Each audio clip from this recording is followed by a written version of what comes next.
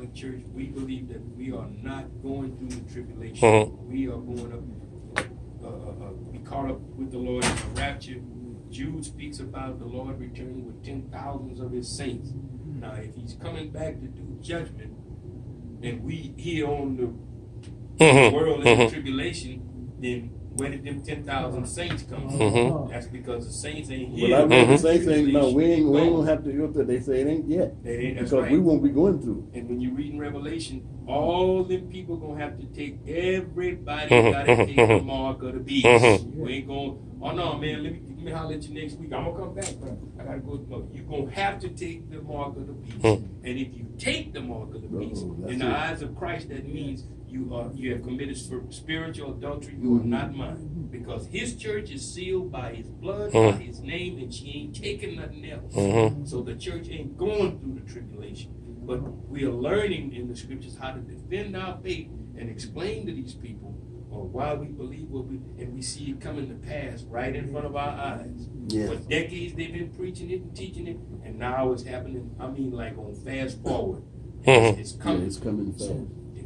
So that mark is right before the tribulation. That's what you're saying? The mark of the beast It's in the middle of it. During the tribulation. Okay, so you just said if somebody take it during the tribulation, we out. And you're talking about Jesus. See, during the tribulation, you still have a chance to be saved, but probably barely, because if you don't serve Jesus now, you ain't gonna serve him then. Because once you take the church out, who's gonna give you the strength to follow Jesus? That scripture says, in the Old Testament prophets, bless your soul. And he said, if you can't keep up with the foot soldiers in the daytime, how you gonna keep up with them guys at night on the horse? If you can't make it through before the tribulation starts, if you having to struggle now during the tribulation, you done. That's right. You're finished. And like you said, the Jews say he's coming with 10,000 of his saints to execute judgment. See, that's what folk don't understand. The tribulation, the purpose of that is judgment. It's not a day, Amos said, it's not a day of salvation. God's coming to judge folk. So you reject the gospel and you striking around in the tribulation. There's a bunch of killing going on in the tribulation. God's coming to kill folk because they rejected the gospel. See, look at all this murder going on. All that years I've heard about all that killing that's going on during the tribulation. People are, you bumped into me at the store. Yes. What are y'all doing? It's just, they just like nothing, man. Just the slightest. Oh, you passed me in traffic and you looked at me funny. Roll mouth. Who you looking at? And it also was like, oh my goodness. I said, Lord Jesus, we gotta get out of here.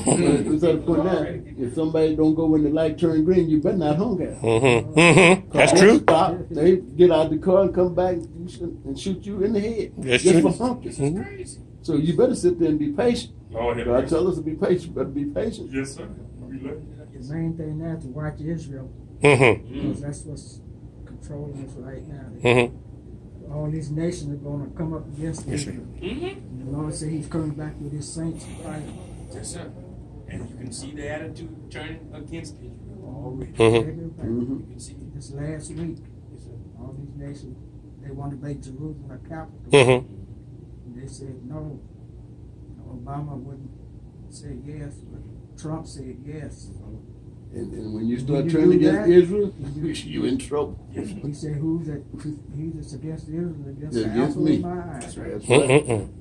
That's right. That word Lord. don't make no difference whether they make fun of the Bible, whether they make fun of Christians. You will never outsmart God. You will never make him a lie. It's coming to pass right in their face, whether they like it or not. Read the newspaper every day. You can see the Yes, sir. Yes. We'll feel. I used to like to watch the news. Now I'm like, I don't want to see it. I used to love to sit down and watch me some CNN. Now I'm like, no, never mind. I don't want. It's too. You can't handle it. It is. It's disgusting. But the word is a good news. Never fails. Good news always. Yes, sir. That first chapter of Romans talked about the homosexuals, all of that. Said the wages of that is the punishment is going to be death. Yes, sir. So when they're committing that now, in San Antonio, I think they're in the islands now, like North Carolina, they're supposed to get the NCAA championship game. Wow. They said if they don't make those restrooms for Mhm. everybody, they're gonna lose so many $1 billion. The Bible says the love of money. All these Mother Stedman told me before she passed, Deacon, greed without need. I'll never forget it. And that's what's going to take us out here right now. That's what's happening right now. It's about money. Yes, Money. sir. Yes, sir. Well, Deacons, I appreciate your Enjoy patience. it. And Enjoy we it. didn't really talk, but you in your spare time, you look at that 21st Okay. chapter and that 5th chapter of Daniel and see how 150 years later, everything that Mhm. prophesied, Mhm. and you see how Belshazzar, the son, decided to disregard his father's counsel. Mhm. I don't have children. I don't know what you that have children go through when your children decide not to take your counsel when they won't listen to you. Mhm. It's going to Please cause say. a problem. Mhm. It's going to cause a problem. And to see how God humbled that great man, Nebuchadnezzar. Yes, sir. That's to see somebody that didn't know God, Mhm. made a graven image and say, y'all bow down to my God. God brought him down, and that Nebuchadnezzar, that man preach. And when you read, If you come off of that ground eating that grass and all that, you you gonna preach too.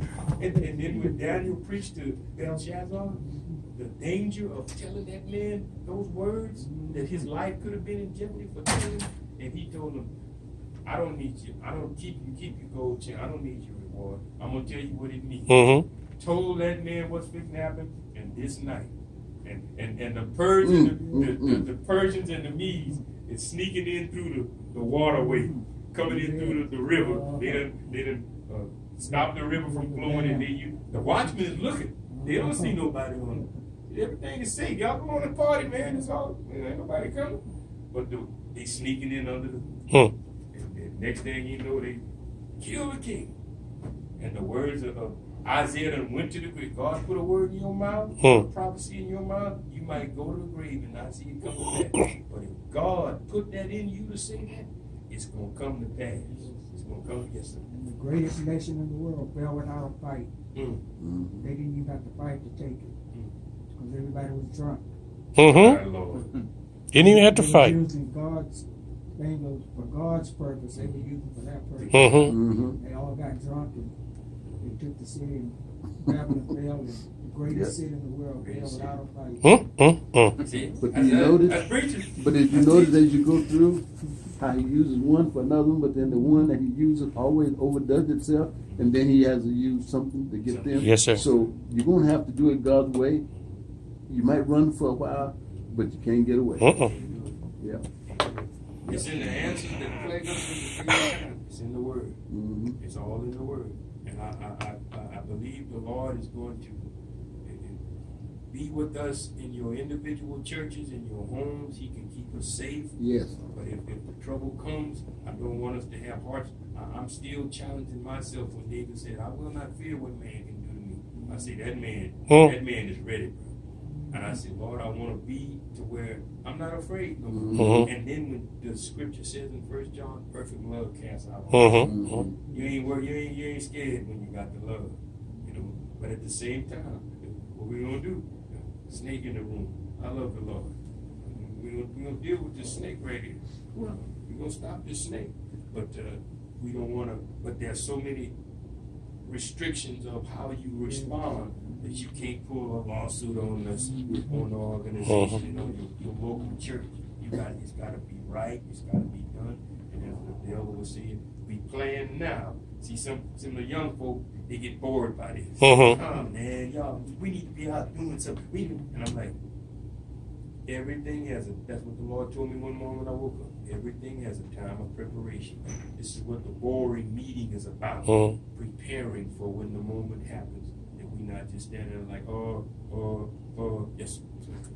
When you was talking about love, one thing we have to mention, we ought to love, but we also have to deal with it with some situations differently. You know, I love my wife, and I can't say and do what I want to do at the time maybe that it's coming. I have to know how to talk to her, how to treat her, how to do this in order to show that love. You know, but it's not that it's not going to come up that maybe want you to do. So it's the same thing with us. We love our enemy, but we're not going to be dumb. Yeah. Like, he's not going to go back to this guy that I love you and hug him and the guy stab him in the back. He's going to be aware of what he's dealing with. Right. And see, that's what we got to make sure we don't lose that thought. And even though God said, "Love, okay, I love him, but not to the point that I'm not going to be cautious, I'm not going to be careful, I'm not going to be watchful." Yeah, right. I told a guy, he was staying, I said, "You can stay with me a couple of days, but I'm going out of town. You got to go."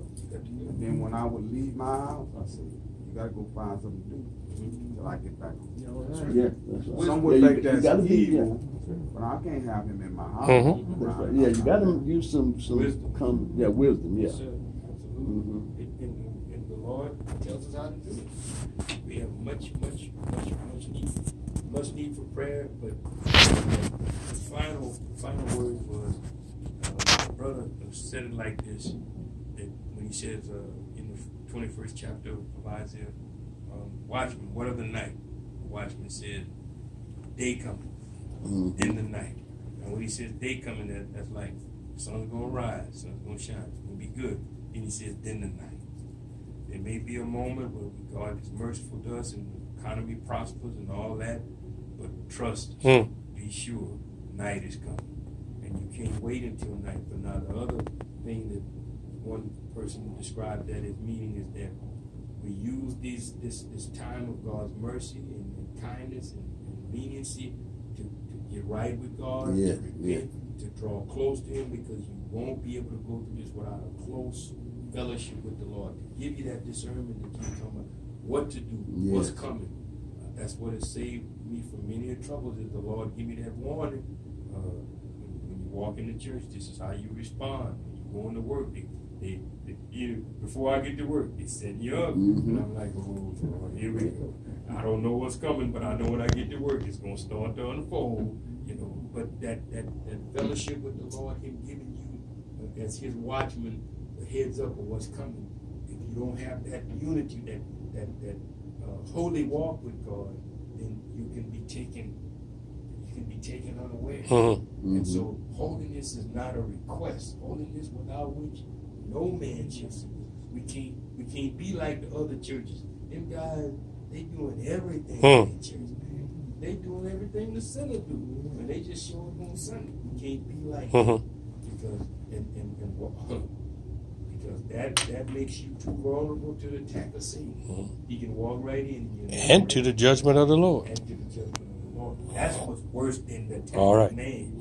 See, so we want to really draw close to God, repent of everything that's keeping a difference.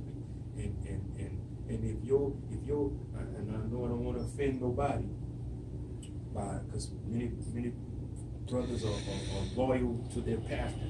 But if your pastor's walking uncircumspect, out of the will of God, you might be the leader of that church. You might be the one that really is the intercessor, the teacher, the exhorter, while he is getting his garments dirty, so to speak. You might be, and ain't nobody gonna never give you the credit for it. Ain't nobody gonna never give you a contender of the faith, your picture.